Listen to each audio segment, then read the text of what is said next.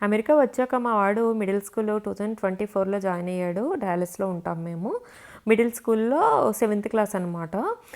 వాడు జాయిన్ అవ్వగానే ఇలా బ్యాగ్‌తో పాటు కొన్ని ఫుడ్ ఐటెమ్స్ అయితే ఇచ్చారు. బ్యాగ్ అయితే వెంటనే చిరిగిపోయింది. అది వేరే విషయం. ఇందులో ఫుడ్ ఐటెమ్స్ అయితే పెట్టిచ్చారు. ఇలాగా సెకండ్ టైం కూడా మా వాడికి ఇవ్వడానికి ట్రై చేశారు. కానీ వాడు రిజెక్ట్ చేశాడు. ఇంకెప్పుడూ ఇవ్వలేదంట. మిగతా కిడ్స్‌కి ఇచ్చారంట. ఇందులో ఫుడ్ ఐటెమ్స్ అయితే ఇలా బీన్స్ ఇచ్చారండి. ఈ బీన్స్ ప్యాకెట్ అయితే నేను యూజ్ చేయలేదు. నెక్స్ట్ ఓట్స్ ప్యాకెట్ ఇచ్చారు. ఇండియాలో ఉంటాయి కదా సేమ్ క్వాకర్ కంపెనీ, అవైతే యూజ్ చేశాను.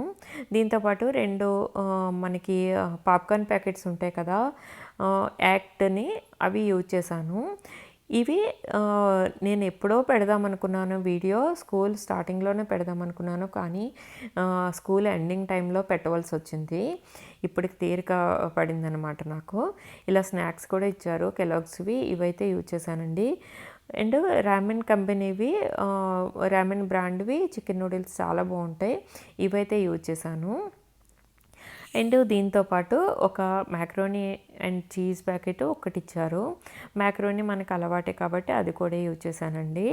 ఇందులో బీఫ్ కూడా ఉన్నాయి కొన్ని, అవైతే నేను యూజ్ చేయలేదు, ట్రాష్ వేసేసానన్నమాట. మనం ఇండియన్స్ బీఫ్ తినము కదా, సో మేమైతే ట్రాష్ వేసేసాము. ఇక్కడ 3 టిన్స్ కనపడుతున్నాయి కదా, ఆ త్రీ టిన్స్ కూడా నేను ట్రాష్లో పడేసానండి.